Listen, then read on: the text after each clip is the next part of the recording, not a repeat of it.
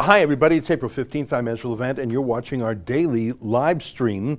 What a pleasure to be here. It's one of my favorite hours in the week. I do it several times a week, and Sheila Gunn-Reid and David Menzies do it the other days in the week. Basically for 1 hour, we go live on YouTube, and what's fun about it is it's like an old-timey radio call-in show, but instead of phoning and being put on hold and waiting your turn, which is probably the most frustrating thing about those old radio call-in shows, is that you had to wait sometimes half an hour, sometimes an hour, patiently online to get your moment. But here on live chat, you can say what you want in real time. And I have my computer up here. I obviously am not reading all the comments in real time. I can't do that. But if you make yours a super chat, I can see it out of the corner of my eye because YouTube puts it in a bright color. And if I miss it in real time, Justin, our producer, gathers them up and emails it to me and I read them. So that's a fun way of you sort of bumping ahead in that calling queue, to use the radio call-in analogy. And as I've told you before, we have been greatly demonetized by YouTube, as have every other conservative YouTube site. But the YouTube Super Chat, you have to pay a few bucks for it. You can pay. The other day someone chipped in $100. The other day someone tipped in $250. It's amazing. And we get the bulk of that. So that's a way to keep Rebel strong. So thank you for that. Anyways, feel free to click the bell button and subscribe and to share. What I like to do on these noontime shows, as opposed to my 8 p.m. produced show, is I like going through stuff that I've found on the internet, little video. I like the video, that is our main format. But sometimes I just go deep on an idea, and Justin's very quick at pulling up websites and stuff like that. I know we've done this 100 times before, but I want to show you again that as we, can you go to TorontoPearson.com? That literally, I just want to let you know that as the house arrest lockdown gets stricter. If you go to TorontoPearson.com, click on Arrivals, you can do this in your own home, my friends. And then scroll down, and you can look at all the flights coming in from around the world. And I know for a fact there's a flight from Pakistan that's coming in. The red ones are canceled. There's a flight from Newark, Edmonton. And look at that, from Shanghai, China. So, and here's how you do. You see that little flight code there, MU207? So you can see so this is the Toronto Pearson website. China Eastern is the name of the airline, and the flight number is MU207. So MU is the unique code for China Eastern Airlines. Eastern. Right underneath that, you see WestJet. Theirs is WS, Air France is AF, Delta is DL, so it makes some sense. So then, once you know the flight number, China Eastern MU207, then you go to a very easy to use website called flightaware.com. And it's quite an amazing website. It tracks thousands of planes in real time, and it shows you a lot of information, including their precise flight path. So you go to FlightAware and you just type it right, and you see at the top there it says search for the flight. So you just type in MU207, Justin already did that, and pops up. So it gives you information. China Eastern Flight 207 from Shanghai. There's a couple airports in Shanghai. This is from Shanghai Pudong. You can see the airport code PVG, and it's landing in Pearson Airport, YYZ. You can see, just like there's so much info here. It's a 13-hour and 22-minute flight. That's quite a long flight. This plane has already gone 11 hours and 46 minutes. It will be landing in 1 hour and 36 minutes, and that is the almost exact real time of the plane. And you can see it goes east, skirts past Japan, and then it looks like a curve, but that's because that's a two-dimensional projection of our round world. So it came in over Alaska, through the Yukon, just at the tip there of BC and Alberta, across northern Alberta, northern Saskatchewan, just crossed over from Manitoba. It's in northern or western Ontario right now. then it'll come in over the Great Lakes, and then it'll just scooch over southwest Ontario, and it'll land in Toronto Pearson. So you can see it right now. And if you scroll down to the bottom of the page a little bit more, you'll find out more about the aircraft. You can see that it is a Boeing 777-300ER. That stands for extended range. I have been on Boeing 777-300ERs. They are an amazing aircraft. They are specifically designed by Boeing for very long haul flights, and a 13.5-hour flight certainly qualifies. Imagine going directly from Shanghai to Toronto. So that will land at 1:40 p.m. It's on time. Actually, I think it's a little bit early. So I don't know how many people are on the 777-300. That plane holds hundreds of people. I don't know how many are on it. Now, I tell you all this because I want to let you know that while you are being locked in your house, while you are being fined for taking your dog for a walk, fined for going out in a car, fined for for living your life, not only are our prisons being emptied, yeah, that's a good idea, but we continue to bring in flights from hotspots every single day with no screening. Can you pull up David Menzies' thermometer segment? You know, for 2 months I've been showing you little clips of airport scenes, including from around the world.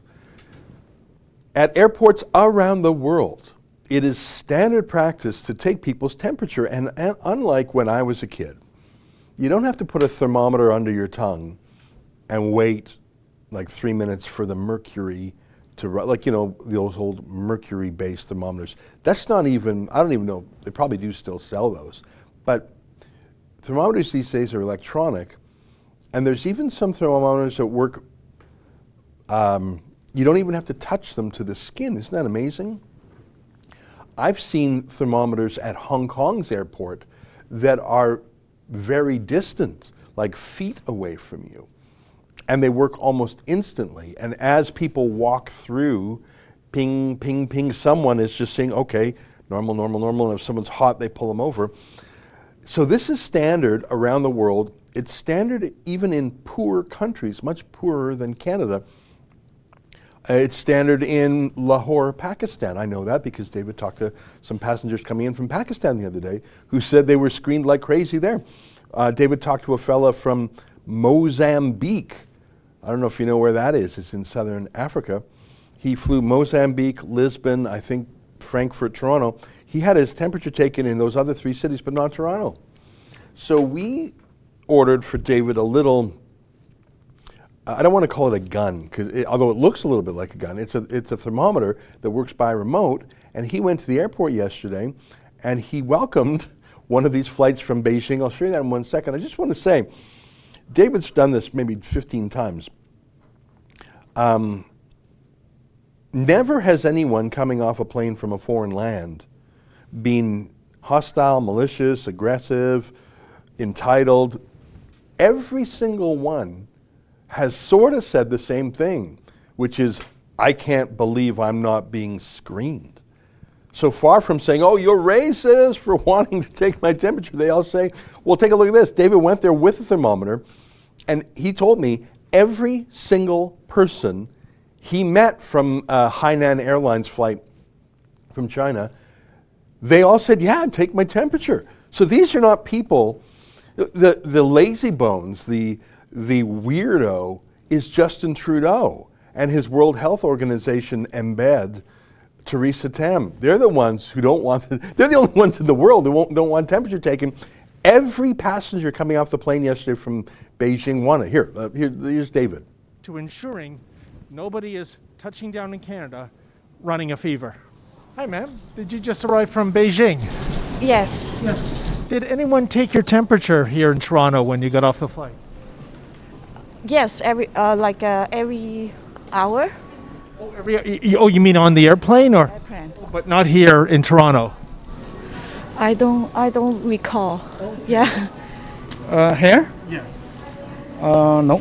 No, just on the airline. On the airplane. Yeah, on the Okay. airplane we take the temperature, yeah. Okay, but not here in Toronto. No, No? no, not in Toronto, just in airplane. I have a remote temperature scanner. Can I take your temperature? Okay, then. 36. Thank you very much. Stay safe. Bye-bye. 36.1. Very good. 36.2. Great. Stay safe. Can we take your temperature? Yeah, of course. Okay, thank you so much. 36.3. Excellent. 36.2. Great. Do you mind if I take your temperature with this? Oh, okay. 36.1. Fantastic. 36.3. Excellent. Yes. Stay safe. Thank you very much. Well, folks, that was fascinating for a number of reasons. First of all, I actually counted more flight crew than I did passengers. So I think ultimately that means that these flights from foreign countries are going to be ended due to economics as opposed to government intervention. There is no way that this plane, which had to be more than 90% empty, made any money. So he starts talking about the oddity of Hainan Airlines and what's the one we were looking at today, China Eastern. I don't know why they're flying here because they are not making money, but they are flying here. I want to say again that the people on these planes, as you can see, they seem friendly. They're certainly taking their own protection seriously. They have masks. They have scuba-like goggles, not quite scuba goggles on. They all said, yeah, David, take my temperature, and he did, and they were all fine. They said that they had the temperature taken by the airline, which is fine, but the airline is not health staff, they're flight attendants. They have no loyalty to Canada, and they're not following Canadian instructions. There is no one on the ground at Pearson Airport, Vancouver Airport, or any other airport coming in, taking flights from foreign destinations, foreign sources, that is taking the temperature. Why? That little handheld thermometer that David had, we rushed it in or something. It was like $100 for us retail. That can't. You buy those on bulk. The government, they can't be more than $50 each. What's the holdup? Well, the holdup is ideological. Justin Trudeau will do anything he can not to enforce our borders, even in the most simple way. All right, let me read some super chats. Cat Fangs, $10. Thank you very much. John Anderson, message retracted. I have never seen that before. I didn't know you said something needing to be retracted. Thank you, John, for the $10 anyways. Paul Schofield, $10. Hi, Ezra. Did you get to watch Trump drop the hammer on the World Health Organization last night at his press scrum? It was classic. Yes, it was, and that is one of the videos I have on my list here, so why don't, in fact, we get to that next. I think I covered the super chats. Justin, you'll tell me if I missed one. Here we go. And why don't you get that Trump clip ready? You know what? I'm doing my show tonight on the subject. It reminds me of when Trump withdrew the United States from the Paris climate scheme. And it was wonderful, and the heavens didn't fall, the sky didn't fall, and all that happened was that America got out of a UN fraud. America stopped wasting its tax dollars on this movable feast, this party that goes around the world for all these diplomats and bureaucrats and politicians. America got its sovereignty back, and Donald Trump expressed what a lot of people think about the UN, which is go to hell. And so when you think about it, Donald Trump pulled America out of the UN climate festival. He's at least cutting off money for the World Health Organization, if not fully withdrawing. It's amazing. Robert Williamson, $3. Make Chinese CCP pay big time. I'll get to that in a second, but first let's just play that Trump clip. Lives. Today I'm instructing my administration to halt funding of the World Health Organization while a review is conducted to assess the World Health Organization's role in severely mismanaging and covering up the spread of the coronavirus. Everybody knows what's going on there. American taxpayers provide between $400 million and $500 million per year to the WHO. In contrast, China contributes roughly $40 million a year, and even less. As the organization's leading sponsor, the United States has a duty to insist on full accountability. One of the most dangerous and costly decisions from the WHO was its disastrous decision to oppose travel restrictions from China and other nations. They were very much opposed to what we did. Fortunately, I was not convinced and suspended travel from China, saving untold numbers of lives. Thousands and thousands of people would have died. Had other nations likewise suspended travel from China, countless more lives would have been saved. Instead, look at the rest of the world, look at parts of Europe, other nations and regions who followed WHO guidelines and kept their borders open to China, accelerated the pandemic all around the world. Many countries said, we're going to listen to the WHO, and they have problems the likes of which they cannot believe. Nobody can believe. The decision of... I like Donald Trump.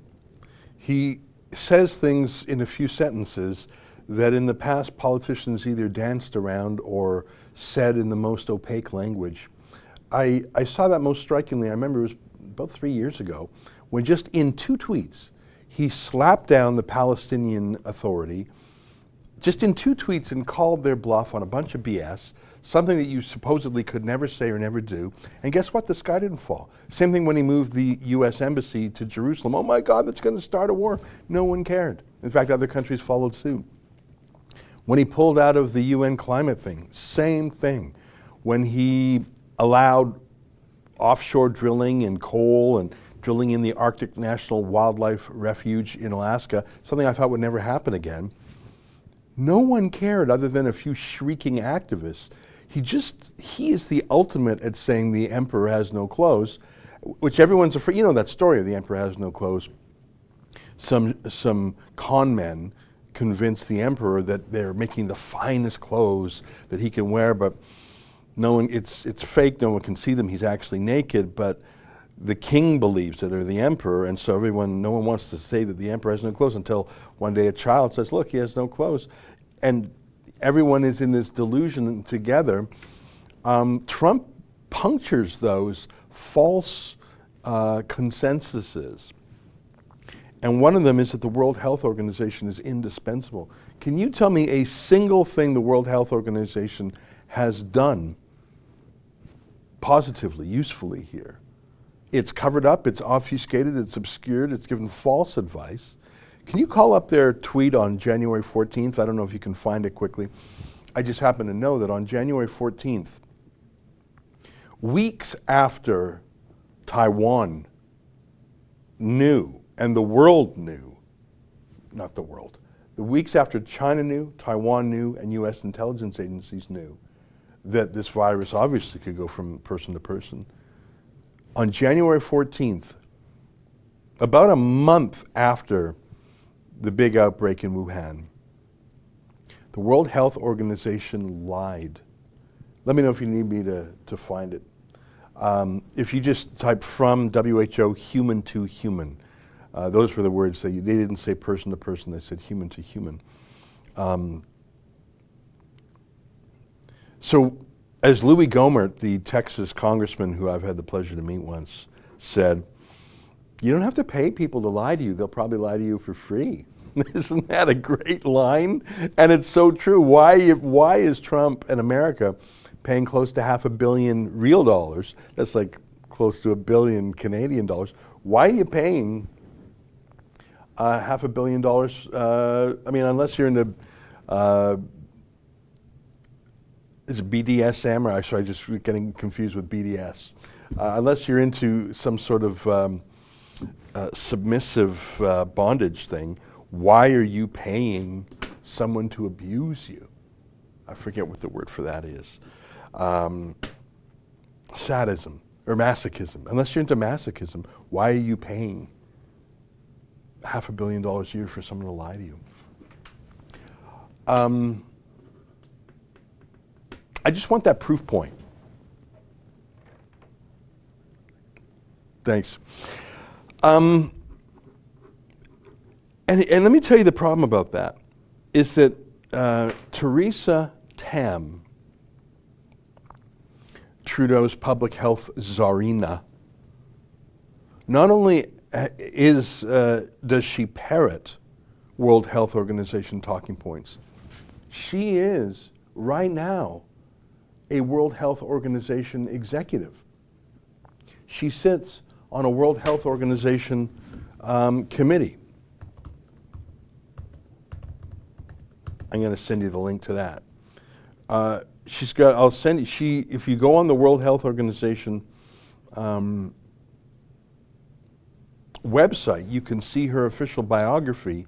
She's been associated with them for many years, and literally right now, she serves on a World Health Organization oversight committee. Thanks very much, Justin. So here's the tweet from Jan 14. Preliminary investigations conducted by the Chinese authorities have found no clear evidence of human-to-human transmission of the coronavirus identified in Wuhan, China. And look at the date at the bottom there. Do you see that? January 14th, 2020. And that had 18,400 retweets and 20,000 likes. My own experience tells me that means that tweet has probably been read 2 million times. So 2 million people, and of course no normal people would be following the World Health Organization on Twitter. They would be experts and specialists in the field. They would be epidemiologists and doctors and public health officials. So 2 million impressions, that's what 20,000 likes and 20,000 retweets gives you. They said, oh good, oh good. But look at the first sentence there, first phrase. Preliminary investigations conducted by the Chinese authorities. Now, first of all, that's not true. The Chinese authorities, by January 14th, absolutely knew it was person to person. They knew a month earlier.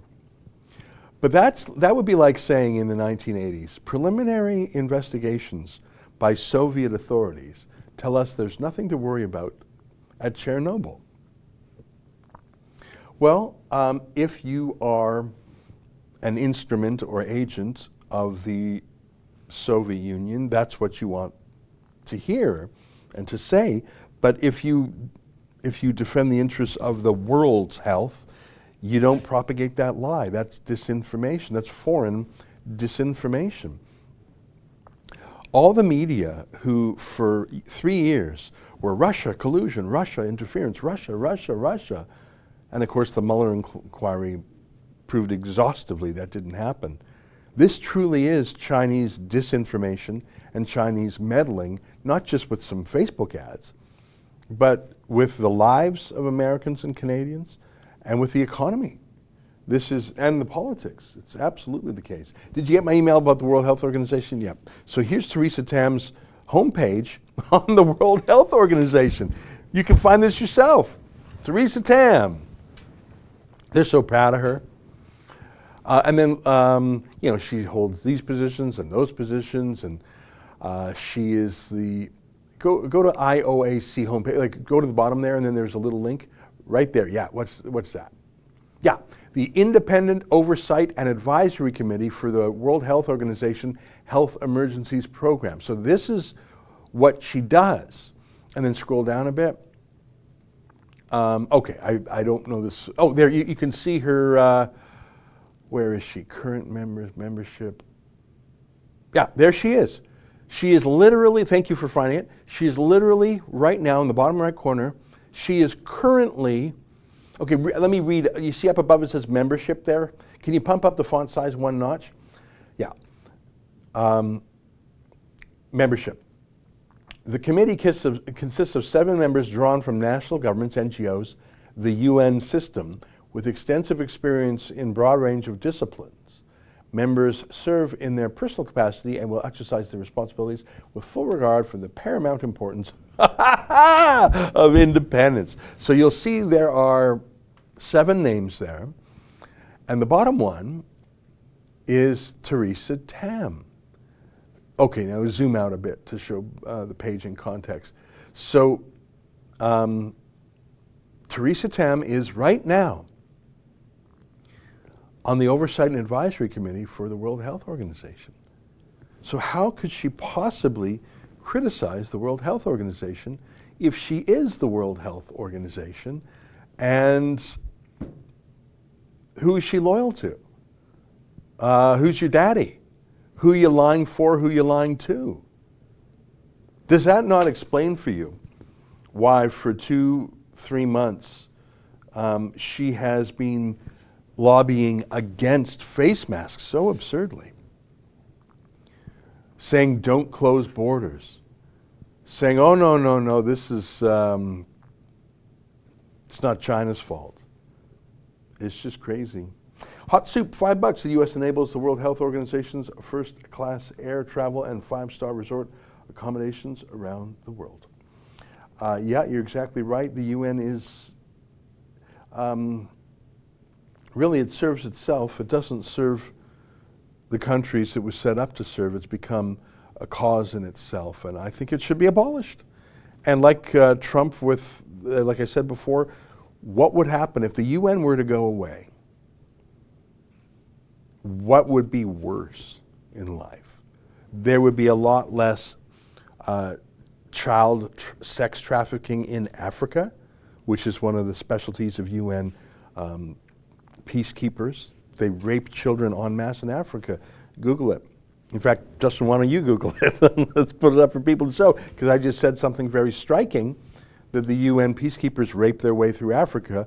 That sounds very shocking. How could that possibly be true? That sounds like a conspiracy theory. Just literally Google that and tell me, show the first authoritative link you get to. It's a disgrace. I've been to the UN offices in New York, one of the most beautiful locations in Manhattan, right on the river. Frankly, there's Trump International right across the street. It's gorgeous. That real estate should go to something else. Those bureaucrats and diplomats should go somewhere else. So what, yeah, so this is ABC News. Peace at what price? UN sex crimes in the Congo. Widespread allegations of sexual exploitation and other abuse of Congolese women, boys and girls have been made against UN personnel who were sent to help and protect them, despite a so-called zero-tolerance policy touted by the UN towards such behavior. Thank you. I mean, you could literally find hundreds of stories like that. So you shut down the UN. Who's going to be upset?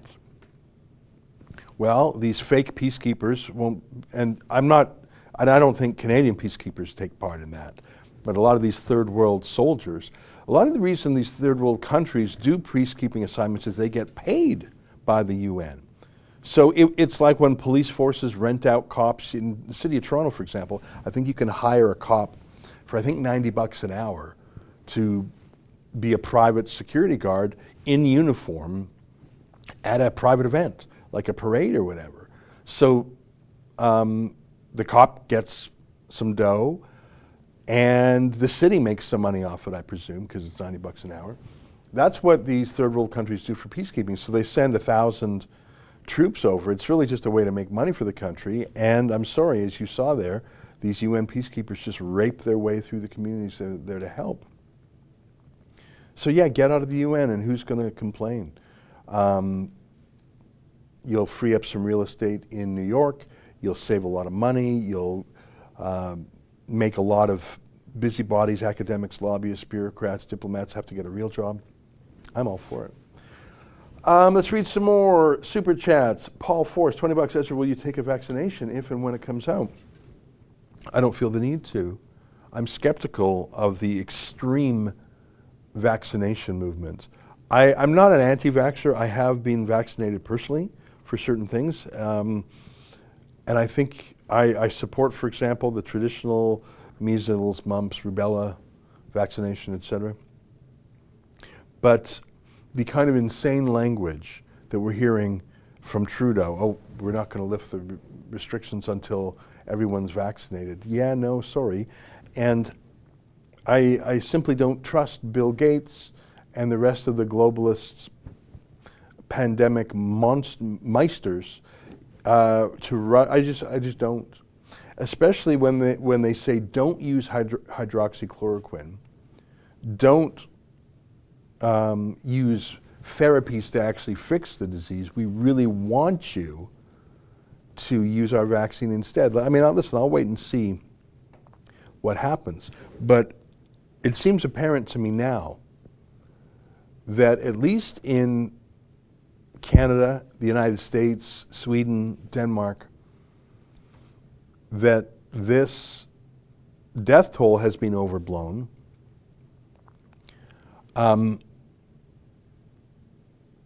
In fact, some stats that I've seen, year by year, the death toll for this season is actually lower than normal. We just normally don't have huge headlines about 30 people dying or 50 people dying from the regular flu.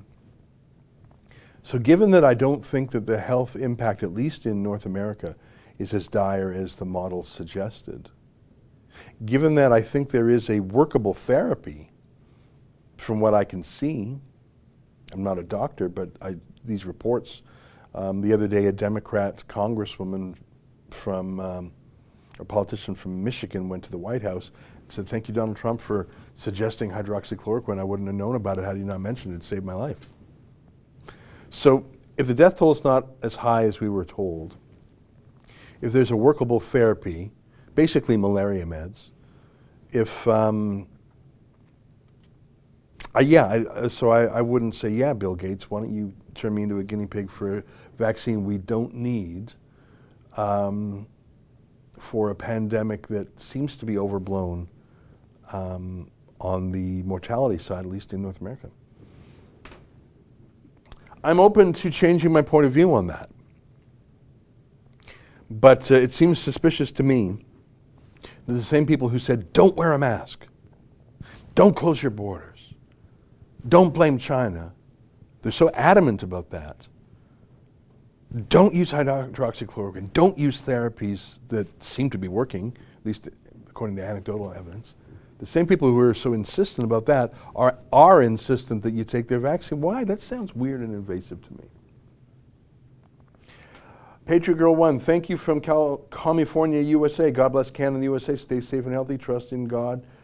And Latin cross and red heart. Those are what those symbols are called in emojis. Thank you very much. Apple Packer Al Buff Daddy, $50. Ezra, when this whole COVID-19 lockdown is over, will you, Sheila, David, and Keenan drink Corona beers on live stream? Have you and your staff been planning a back to normal work plan? Any new ideas? Well, thank you very much for the question. The number one way that this virus has impacted our company is that we have not done journalism on the road as much. As you know, Kean in particular used to fly around a lot, and not just here in Canada. He would go to the States, and Sheila would go every year to the UN Global Warming Conference, and even I would do travel. For example, the last international trip I did was to cover a Tommy Robinson matter in the UK. So that's the number one way our work has been impacted. That and the fact that I can't get a haircut even if I want. As I think you know, most of our staff work from home because they're video editors and stuff like that, and web editors, and you can do that wherever you have a laptop. So we haven't had a huge change in how we do things. I laugh whenever I see David Menzies with his microphone at the end of a hockey stick interviewing people with that safe social distancing space. But it actually hasn't changed what we do dramatically. In fact, interestingly enough, a lot of professional, legacy, high-budget media are doing their shows from their houses. The other day I showed you Chris Cuomo, who's broadcasting from his house. So really, what's the difference from me broadcasting from my living room or our little green screen studio here and Chris Cuomo doing it? As Sheila has pointed out, when you take these comedians like Ellen DeGeneres or Jimmy Kimmel or whatever out of their studios, without their studio audiences. You know, have you ever been in a studio audience? It's been a while for me, but they have sort of preppers or wranglers, they're called, whose job is to get the crowd hyped up, and they literally have big cards that say applause. Or I've even been in the studio audience. I remember when I was in the studio audience in New York City at Fox News, they actually had a professional comedian who would come in during breaks and tell jokes to keep the audience entertained. It was I really enjoyed it, because otherwise you're just waiting 20 minutes, half an hour in between takes. So studio-based legacy media shows are so produced and so laugh-tracked that when you see these people in their house without their squads of makeup artists, and I guess they still have writers, but without the laugh track, it's like that, obviously. So you take that away, and you realize they're not that funny, they're not that smart, and as we all saw in that awful, awful Gal Gadot, sappy, syrupy a cappella of Imagine, they're not that pretty without their makeup. I mean, I should never say anyone's unpretty, but Hollywood really is smoke and mirrors and illusion, isn't it? Make Up Lover 68, $20. Can you get to Trudeau and ask him, will he follow the U.S. Surgeon General, who has now moved away from using the very flawed Gates World Health Organization model in favor of using real data? Well, Trudeau won't allow us at his press conferences. As you may know, we're actually in court against him still. They're still fighting us, the Debates Commission. So he won't let us there. Isn't that a surprise? Sherry P, $20. Thank you very much. Just going through some of these super chats that I missed. I think I've caught up. Send me by email if I haven't. Okay, so it's 12:36. I want to be mindful of the time. We showed some airport stuff. Okay, Justin says he sent some super chats. Let me go to that right now. Thank you for the super chats, by the way. I appreciate that. Psycha Killer, $20. Good day, Ezra. You never hear about Trudeau talking about getting the economy back in gear. Why is that? Well, that's not his world. He's never run a business. He's never scraped and sacrificed and risked. He's never hired anyone. He's never built anything. He's just sort of wafted up on his celebrity and his name and his inheritance. So he doesn't think that way naturally, whereas Donald Trump is restless. He's a deal maker. He's a perpetual. How many days has Donald Trump taken off in the last month? 0. He has those press conferences every day, high energy, an hour, 2 hours. And by the way, he doesn't kick out hostile media. He engages them. Why does he keep going to Jim Acosta of CNN? Why does he go to these people? I don't know, but it's sort of the opposite of Justin Trudeau, who's completely thin-skinned. Justin Trudeau, the laziest leader in Canadian history that I know of. I don't know people in the 18th century, 19th century, I mean. Just lazy, lazy, lazy. No motivation, still got his vacation beard on. The idea of Trudeau working the phones to get CEOs to industrialize is just unthinkable, whereas that's just Trump's natural deal-making, work the phones, kinetic energy. Blood A, wondering how this will pan out for students. Well, you're so right. I think it's opened the eyes of a lot of mums and dads to what you can learn on the internet. There are so many amazing YouTube videos now, some of which have been watched literally millions of times by people who are either real teachers or just good explainers of things. I mean, there's so many math channels on YouTube that are so good. If you're a parent, may I recommend, you want to call it Math Antics? Math Antics, it's just a guy who is such a good, clear talker. He's got some good basic graphics, and I promise you, your children will learn more from a day of watching Math Antics videos, that's the name of the channel, than from the curriculum. Like, it's just this friendly guy, I think his name is Dave. He's slightly goofy. I mean, basic linear functions. Okay, that sounds a little bit complicated. Why? Yeah, so this is sort of late junior high school, early high school. He's got some very basic stuff also. Like, that's pretty complicated. So let's call that high school math. But he's got, you will learn more from a great and engaging personality, clearly illustrated on YouTube, and you can watch it again, and you can watch it whenever you want. I expect you will see homeschooling to bump up, or at least people to know now that there are other ways of learning than going to a government school. And I think that, I hope that the stranglehold the government unions have on every education, arithmetic. So here's this guy, Dave, friendly fella again. I'm guessing this is a simpler version. I'm familiar, I probably watched, extremely simple stuff, but very fun and easy and engaging to watch. He dresses up his characters sometimes, but it's not over the top. And obviously it's free. It's free. And let me tell you, as someone who's watched probably 50 Math Antics videos, he does a better job of teaching than 90% of the math teachers out there. I'm sorry, that's just a fact. And why wouldn't that be true? Because if you have one great, charismatic, smart, communicating teacher, okay, at most they're in a room with 30 kids. Or if they're in college, let's say a big teaching hall with 500 students. But you put them on the internet, they're going to have millions of students. And by definition, the best teachers will get the most views, and you don't have to be lucky enough to attend that school, that class, at that time with that tuition fee. I don't know. It takes some energy to be a homeschool parent, but I simply believe it's better education. Now, not everyone can do it for logistical reasons. Mike Seguin, fantastic President Trump. Oh yeah, and you know what? Other than squawking from the usual suspects, who cares that we're out of the WHO? Name me one thing they've done positively, like tangibly, tell me. Cat Fangs, $2. Why is 5G taboo? No one investigates it, thank you.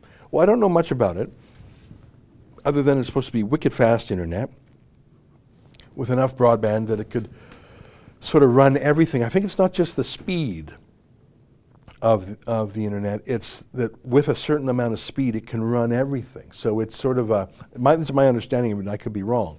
So it's not just that you're going to get faster, watch things on your phone faster, better, more.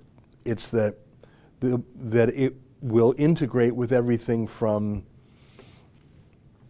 driverless cars to smart fridges to it'll be like an everything.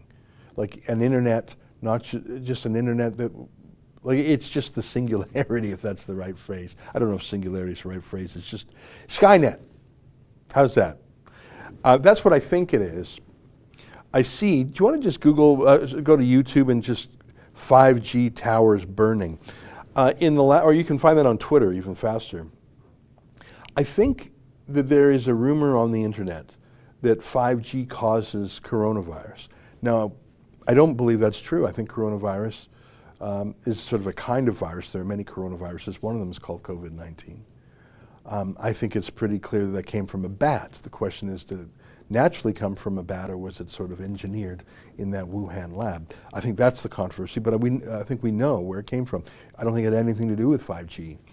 But people, because perhaps, so British 5G towers being set on fire due to coronavirus conspiracy.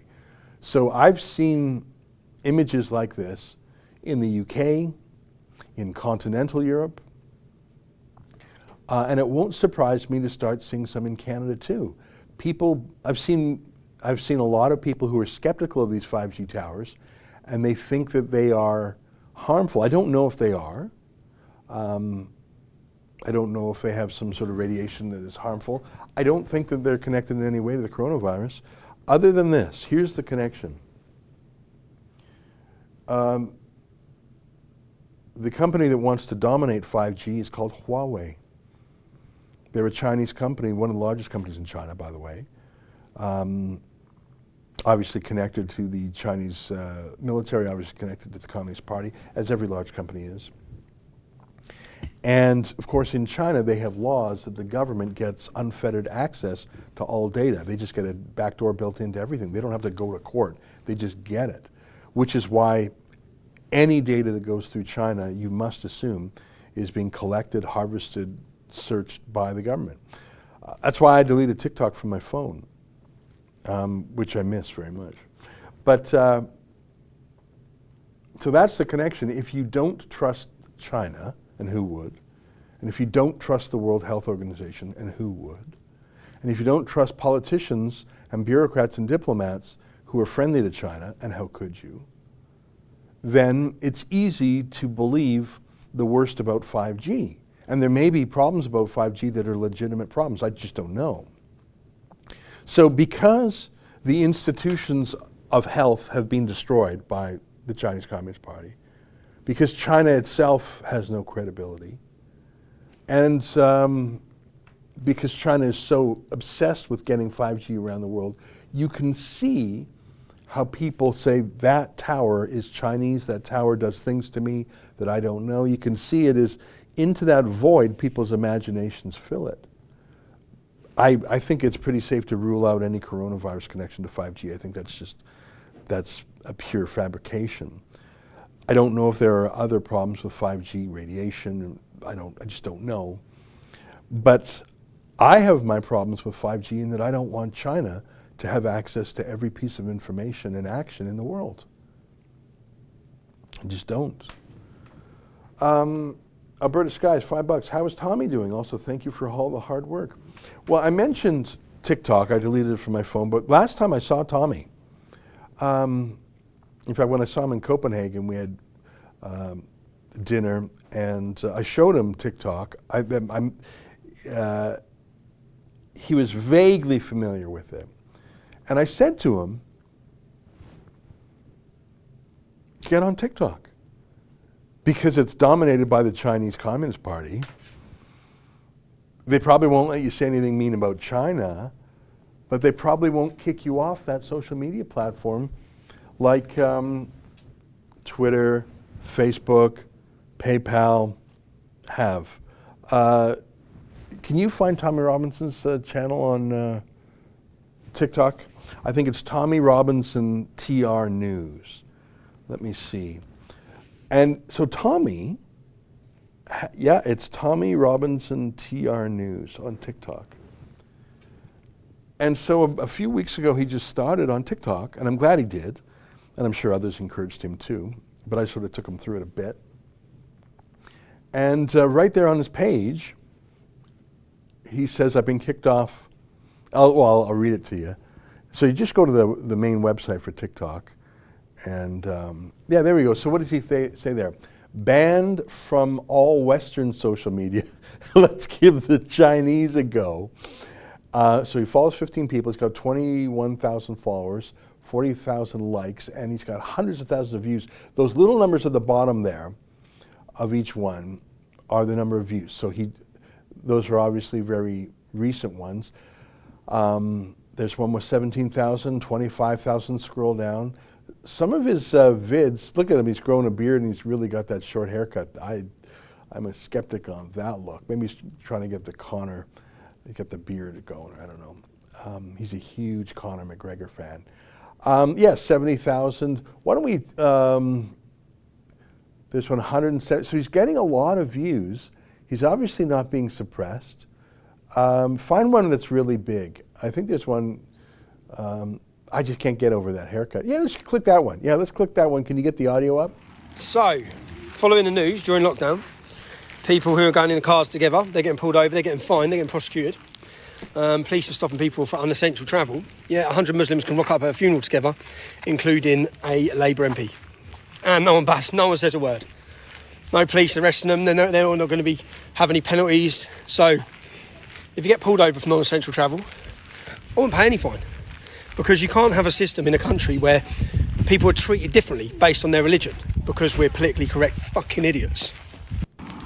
So that's a TikTok for you. It's 30 seconds long. There's Tommy making a point. They haven't kicked him off yet. Now I can assure you, because I know the UK a little bit, that every busybody, Orwellian, would-be censor, Big Brother, deplatformer are doing their best to try and convince TikTok to deplatform Tommy. And obviously, so far they haven't. Isn't it weird that China, the most odious regime in the world, has so far not yet banned Tommy. And for what? For having a political opinion? I find that very odd, and I think the little header he has on his TikTok page there is exactly right. Being banned from the liberal democracies, let's give China a try. It's a very interesting experiment, don't you think? Oh, I got a new email here with some super chats. Let's read them.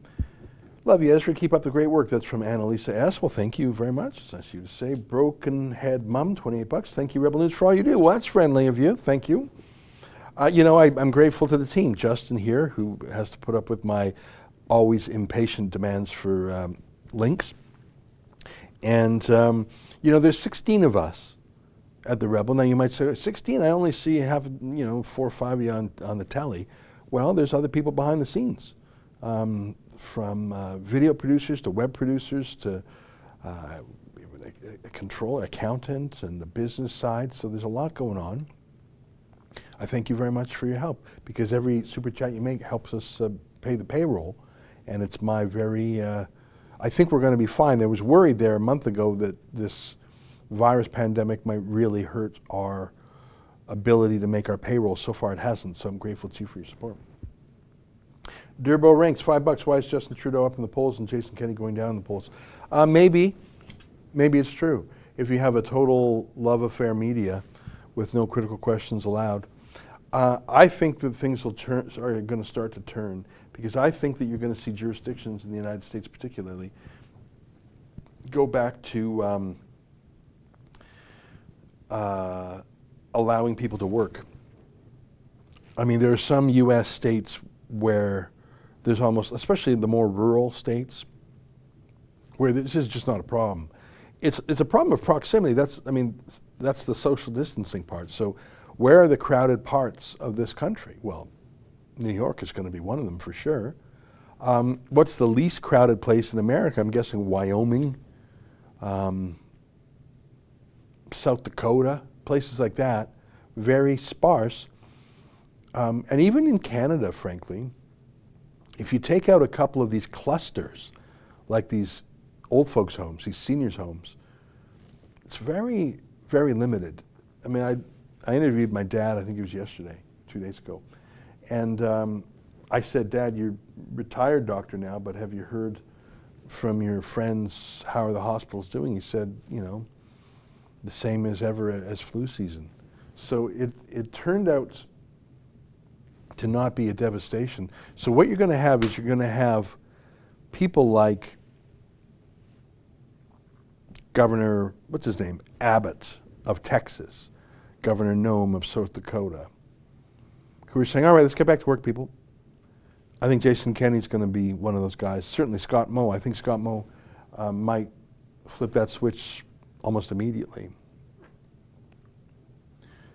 And then you're going to have places like Ontario and Quebec, which have dense cities, Toronto, Montreal, that have had death clusters and that are frankly more enthralled to the globalist Theresa Tam World Health Organization, got to get everybody a vaccine mode, which is where Justin Trudeau is. So I think you're about to see a bifurcation. At first, nobody knew what to do. No one, well, Taiwan knew what to do. But in Canada, everyone seemed to be following the same model, the same approach. And it was almost like no politician dared to think for themselves because, well, if everyone else is doing this, it was like when people went and bought up all the toilet paper. That's not the thing you're going to miss the most if we go into full zombie apocalypse mode. I mean, toilet paper, we all need toilet paper, but that's not the most important thing you need. But everyone else was buying it, so oh my God, I got to get me some toilet paper. I think that's how it was like for this virus. Oh, well, he's doing a lockdown, he's doing a lockdown, well, I guess I better do it too. One of the most interesting things about this virus is how few young people it affects. I haven't looked at the daily New York City stats in a while. I'm going to do it right now. If I go to nyc.gov, I just typed in nyc.gov and then confirmed and probable COVID-19 deaths. I can email this to you, or maybe you can find it really quick, Justin. I'll send it to you by email right now. Let's just do this together, so instead of me speculating, we can go to the primary source. So this is, I just sent you a link there. The one I sent is actually for April 13th, so it's a day or so old. Thanks. If you can zoom that in just a tiny bit. So this, as you can see, this is the New York City confirmed and probable COVID-19 deaths daily report as at April 13th. So it's 1 day old because I don't think they have today's out yet. So look at that age group there. These are for deaths. So 3 deaths, and this is cumulative. 3 deaths under the age of 18. And what I don't see on this document is breaking it down by underlying health issues, pre-existing conditions. That's what I was actually looking for. Can you click back to, I'll send you another one here. They have data by race and ethnicity, which is sort of interesting. What I really want to find is the underlying health issues. I can't find them quickly here. I wonder why they took those out. But what you saw there is 3 deaths under age 18, and I bet you, and I don't have it in front of me, that those were all people who had a pre-existing health condition. But my point is, if in New York City, since this whole thing began, city of 8.6 million people, I did the math, the population that's under 19 is, I think, like 1.8 or 1.9 million or something like that. Forgive me if I'm, let's just say it's 20% of the population. Rough numbers. So it's that's well over 1 million people. If you've had 3 deaths, of course every death is a tragedy. So you had 3 deaths out of more than 1 million people through this whole thing. That's not nice, but that's almost like, okay, how many people died from lightning strikes? How many people died from walking in open manhole covers? Oh my God, someone walked into an open manhole cover, shut the entire city down, no one can go out onto the street. You wouldn't do that.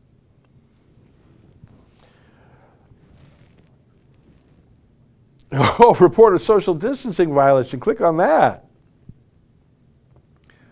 Call 911. Oh, for an emergency condition. Need something else? Non-essential construction. The city has enacted restrictions. You can report a business or location is required to be closed. An essential business is open, but it's not complying with necessary restrictions. Overcrowding at a business or location. To report non-essential construction in progress, go to that page. Location types: bar, restaurant, venue, barber, salon, tattoo, or personal care, office building, public space, park or playground. Imagine being someone who says, you know what, I'm going to go and I'm going to be a playground cop. Social distancing restrictions: keeping 6 feet away from others, non-family group members, not engaging in team sports, not gathering groups, non-essential business should be closed. Essential businesses that are open must follow necessary restrictions. All right, so it's a snitch line. Boy, that's going to improve our country, and America too. So my point is, we're coming to a bifurcation. That's a fancy way of saying a fork in the road. Bifurcation, that sounds Latin. Bi to furcation. It's probably the same source of the word fork. I'm going to get to Latin in a minute. I'm going to close the show on Latin. You're going to see people who said, okay, enough of this, enough listening to the experts and the elites in the World Health Organization, let's get back to work. And then you're going to have the lazy, defer to authority experts who said, no. We can't go anywhere until Tedros Adhanom of the World Health Organization and Bill Gates says it's okay, and Theresa Tam says it's okay, and we have a vaccine. Everybody stay in your house for another year. Let me read the super chats, and then I'm going to tell you some Latin. And it's that Wikipedia page I told you about. Let me read some super chats first. Bill Howie, what are your thoughts on World Health Organization head Bruce Aylward's niece receiving $200,000 from the Trudeau Foundation as a scholar? I did not know about that. I'm going to study it more. Thank you very much for the tip. Cicero P, $2. Thank you. Cobra Forever, $5. Thank you. Good Ralph Barrick man-made SHC 014-inch. I'm sorry, I just don't understand what that means. More super chats. Heather Skinner, $5. Do you know anything about the hydroxychloroquine and the number of deaths related to people with lupus? It's an orange man bad question. Love your work. Thanks. Look, if you're dying, wouldn't you try almost anything? Like people try experimental medication when nothing else is left. People try crazy things. If you're going to die, why the hell not? And if this is a medicine that has already been tested and is in widespread use, and that we have at least anecdotal reports that it works, and then you have specific reports from specific people who said, I was at death's door, and now I'm back, you'd be nuts not to say, give me the hydroxychloroquine. You'd be nuts. Oh, no, I'm sorry, but Theresa Tam has to do a certain test. No, no, no, no. If you can lock me in my house, if you can set up a snitch line, if it's that damn serious, if that's how urgent and panicky and bend the rules we are, we don't have to wait for Theresa Tam's approval for me to try a medicine that doctors are, in fact, I did a show a couple weeks ago of a survey of thousands of doctors around the world, including in Spain, Italy, the UK, China even, and the United States, asking them, frontline doctors, it was a survey of frontline doctors asking what their number one preferred medical remedy is, and the answer was hydroxychloroquine and azithromycin, if I'm saying that right. Sorry, if that is the number one recommendation of working doctors around the world, I'm going to follow it. Fat Woolly Temp Worker, Hoser Canuck, A, $5. Good job. Well, thank you very much. InfemDA, $5. The CCP won't ban anyone in Western countries who is controversial and enables their goals. They want the Western chaos. Could be. Could be. I wonder if they will give in to the mob and censor Tommy. That'll be very interesting. I want to end with, it just popped into my mind. And I never took Latin in school. It's the one thing, that and drama class. I wish I took a Latin class. I wish I took a drama class. Instead, I oversampled on the sciences. I took biology and chemistry and physics and French in high school instead of drama and Latin, which is what I really should have done. So I've sort of been on this homemade approach to trying to learn things on my own in my own life. And that's fun, but you know, it would have been nice to have an actual teacher on those things. Jimmy Lawrence, $2, Peak Prosperity, thank you for that. Brent Mack, $10, hello, Ezra from Morocco, greeting from a Saskatchewan boy working in Morocco. Give me email address, I have a story. Well, you can send it to tips, TIPS, at rebelnews.com. Let me just see, I was told there was one more. Here we go. Jimmy Lawrence, $5, said, hey, Ezra, check out Peak Prosperity. One of their videos gives credibility to the HIV delivery system theory. Sure, I'll check it out. My point about 5G towers is there may be problems with 5G. I don't think they're related to the virus. I think they're probably political problems. There may be technical problems. And I don't blame people for being skeptical about them, given the BS they've been fed about other public health issues. All right, let me tell you a phrase that was famous about 2,500 years ago. And it's in Latin, and I don't know how to pronounce words in Latin, do you? Carthago delenda est, or is that a soft G? Carthago delenda est. It means Carthage must be destroyed.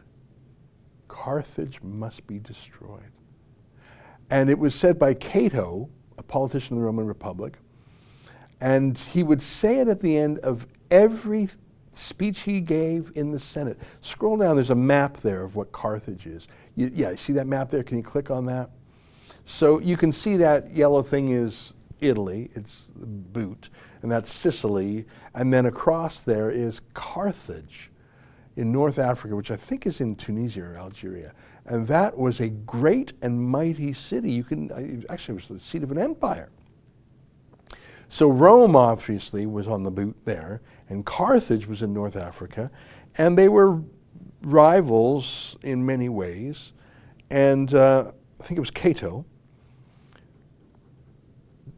Just every single speech he gave in the Senate on any subject, they could have been talking about farming. They could have been talking about building an aqueduct. He would end his speech with Carthago delenda est. Carthage must be destroyed. He was obsessed with it. And in the end, they did destroy Carthage. Now there was the other point of view. Yeah, the ruins of Carthage. I wonder what it would have been like. And I can't help but think, what's the Latin word for China?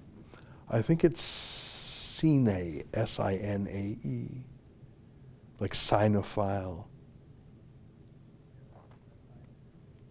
Justin's telling me S-I-N-A. So the modern equivalent would be China must be destroyed. Sine delenda est. But let me be clear. Thank you. Yeah, there we go. I don't mean the Chinese ethnicity. I don't mean the Chinese language. I certainly don't mean Chinese food. I don't mean Chinese history. I don't mean Chinese geography, architecture, or the many fine qualities of the Chinese people. I mean the political institution of the Communist Party of China. And China must be destroyed, sine delenda est, for the sake of the Chinese more than anyone. You know, I heard it said, and it cannot be denied, that the chief victims of Islamic terrorism are Muslims. And it is true. We in the West care the most about the attacks on our institutions, 9/11, the subway bombing 7/7 in the UK and in Madrid, and the Bataclan, and every country has their own Muslim terrorist attack that was primarily focused on infidels. Mumbai, India, Bali, the Jewish community center in Buenos Aires, the bombing of Lockerbie, a Pan Am flight over Lockerbie, Scotland. But who are the chief victims of Islamic terrorism? Who are the chief victims of the Iranian regime? Well, rather the people of Iran. Who are the chief victims of the Taliban? Well, the people of Afghanistan were.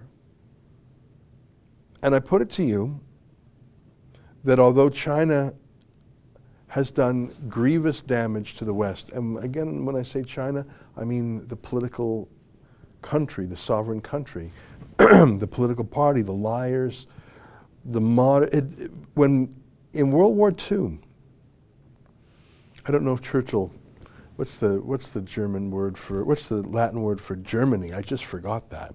I know the Latin word for France is Gaul. What's the Latin word for Germany? I can't believe I can't remember. Germania, that's right, thank you. Germania delenda est. I don't think Churchill would have been so pompous as to break out the Latin like that. He was better with English. I don't think anyone said Germany must be destroyed. They would have said Hitler must be destroyed or the Nazis would have been destroyed. They probably said Germany too. But of course, as soon as the war was over, Germany became a friend, an ally. And to this day, Germany is an essential ally in the West. And look at Japan, same thing. Japan is a great ally, a democracy, an economic powerhouse, and certainly an ally against China. And I'm sure during the war, there was a lot of animosity toward, in fact, I know there was, my own grandfather, from that age, you know, he kept saying Japs later on in life because that's how every single person in Canada spoke from 1941 to 1945. I'm sure they said the Hun with Germany. And luckily, after those wars, we realized, and we knew the whole time, that the Japanese people, the German people were not the enemy, the ethnicities of Japan and Germany were not the enemies, the languages, the history were not the enemies. It was the Nazi Party in Germany and the Wehrmacht, and it was the emperor and the war machine in Japan. And those must be destroyed. But once those were destroyed, look at those two countries who have become stalwart allies of the West ever since. In fact, both of them help us against the real enemy. Germany was an ally against the Soviet Union. Japan remains an ally against China. The Chinese Communist Party must be destroyed. The Chinese Communist Party must be destroyed. And just like Cato ended every single speech with Carthage must be destroyed, Carthage must be destroyed. Okay, let's talk about farming. Okay, we're done. Carthage must be destroyed. Okay, we're talking about that new aqueduct. Okay, we're done. Carthage must be destroyed. Carthage must be destroyed. He didn't stop saying it until Carthage was destroyed. And I think that the only difference between the Chinese Communists must be destroyed and Carthage must be destroyed is that the Chinese Communist Party touches so many things. It does touch our farming and our aqueducts, so to speak. It touches our industry, touches our supply chain. It touches 90% of our medicines. Our pharmaceuticals come from China. Our computers come from China. Huawei comes from China. Our pollution comes from China. Our toxics come from China. Our trade imbalances come from China. Our military espionage and industrial espionage comes from China. So many ways China is a threat to the West that Carthage might not even have been to Rome. I don't know enough about that. So I think we need people in Canada, the United States, and Europe to at least metaphorically end every speech the same way Cato ended his speeches. Carthage must be destroyed. Everything comes back to the Chinese Communist Party must be destroyed. Now, people will probably say China, just like Trump says the Chinese virus. Oh, that's racist. No, it's a place. It's a place. And it's not even a place. It's the Chinese Communist Party. All right, let me see. There's a couple more super chats. I'm going to read them, and then I'm going to go because it's 1:11 and I got to go. Viking in saying Trudeau is on better terms with Xi than Canadians. Yeah, absolutely he is. Treats them better than he treats Premier Kenney, for example. Gene McLeod, $10. Chris Cuomo was caught outside when he was supposed to be in quarantine. Search New York Post, I hate bullies. Tim Poole did a video of it this morning. Okay, I'll take a look at that. All right, my friends, it's 1:12. Oh, there's one more from Cyril T for $2. Thank you very much. I got to go, friends, because I got to get to things. Until tonight at 8 p.m., tune in if you can. Go to rebelnews.com, become a premium subscriber. I got a good show for you today. Until tonight, on behalf of all of us here at Rebel World Headquarters, to you at home, goodbye, and keep fighting for freedom.